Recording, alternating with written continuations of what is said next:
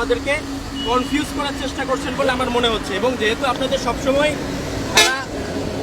400 টাকা করে সেটাকে 700 টাকা করে এখন আমাকে দেখাচ্ছে যে জায়গায় 800 টাকার উপরে আপনাদের এখানে ভাড়া হয়, কিন্তু এতদিন পর্যন্ত ওনাদের অনেক মানে আপনাদের উপর কনসিডার করে তারা এটা 400 টাকা করে নিয়েছে, যেটা কোনোভাবে বিশ্বাসযোগ্য না।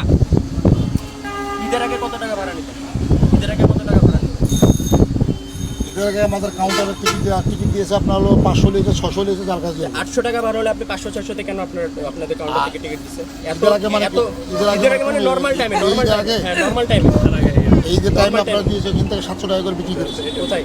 এখান থেকে কাউন্টার থেকে 700 টাকা করে বিক্রি করেছে। ঈদের আগে না, মানে ঈদের হিসাবই বাদ, নরমাল ঈদের বাদে, মানে ঈদের এই ইভেন্ট বাদে 700 করে।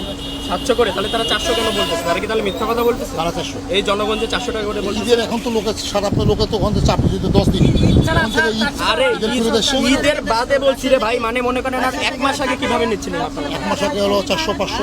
400-500, তাহলে যদি আপনার যদি এই কাগজ অনুযায়ী 800-র উপরে হয়, আপনার অর্ধেক ভাড়া আপনারা নিচ্ছেন, এটা আপনাকে বিশ্বাস করতে পারি। আছে যে 40 সিটের বাস আরামদায়ক সার্ভিস, এটা না আরামদায়ক সার্ভিসের মধ্যে পড়ে, এটা হচ্ছে একটু মিনিমাম স্ট্যান্ডার্ড যেটাকে বলে, এটা হচ্ছে সে মিনিমাম স্ট্যান্ডার্ডের বাস, নন এসি বাস। এটা আরামদায়ক সার্ভিসের মধ্যেও পড়ে না, এটা 40 সিটও নাই, এটা 45 সিট।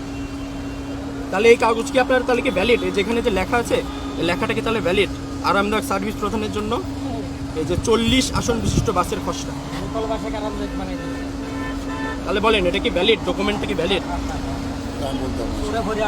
এখন বলতে পারতেছেন না। আমি যে আইন কানুন জানি না আপনাদের, আমি তো আপনি যদি এই জায়গায় আপনি যদি বাসে যদি আপনি এখানে চলাফেরা করছেন, তাহলে অবশ্যই আপনার আইন কানুন জানা উচিত। আমি যেহেতু আপনার যে কথা বলছেন আমি ওটা জানি না, আমি তো আগেই এক্সেলেন্ট, আমি তো আইন কানুন জানি না স্যার। তাদের ব্যাপার ঈদ উপলক্ষে কি আপনার তো সবই এক না? সব এক না, সব এক না। তারা ওখানে কি করছে আমি দেখেছি, আপনার কথা আমি বিশ্বাস কেন করবো? 100 টাকা করেও যখন নেন তখনও তো এই ডকুমেন্টই তাহলে আপনার ভ্যালিড হওয়ার কথা। তাহলে সেই ডকুমেন্ট অনুযায়ী আপনার ভাড়া হচ্ছে 884 বা প্রায় 900 টাকার মতো। আপনি কেন 400 টাকায় নিয়ে আসবেন?